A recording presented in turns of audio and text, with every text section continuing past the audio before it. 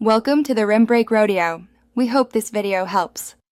In this video, I will explain how to make sushi veg. First, gather your fresh vegetables like cucumber, avocado, and carrots, along with sushi-grade rice. Next, cook the rice according to package directions, then season it with a mixture of rice vinegar, a pinch of sugar, and a dash of salt. It's crucial to let the rice cool completely before moving on to the next step, ensuring your sushi rolls hold together perfectly. Now, let's prepare your delicious vegetable fillings.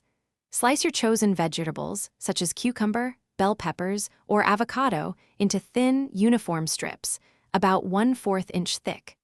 For harder vegetables like carrots, a quick blanch in boiling water for about 1 minute can soften them slightly. Having all your fillings prepped and ready makes the rolling process much smoother and more enjoyable. It's time for the fun part, rolling your sushi. Place a sheet of nori shiny side down on your bamboo rolling mat. Dampen your hands slightly and spread a thin, even layer of cooled sushi rice over about 2/3 of the nori, leaving a 1-inch strip at the top. Arrange your prepared vegetable strips neatly across the center.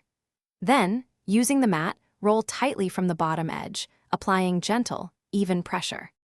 Finally, let's slice and serve your beautiful homemade sushi. For clean cuts, use a very sharp knife, wiping the blade with a damp cloth between each slice.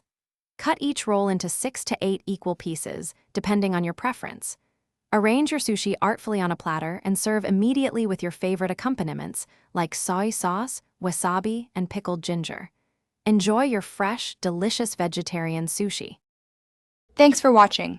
Consider subscribing if we helped you.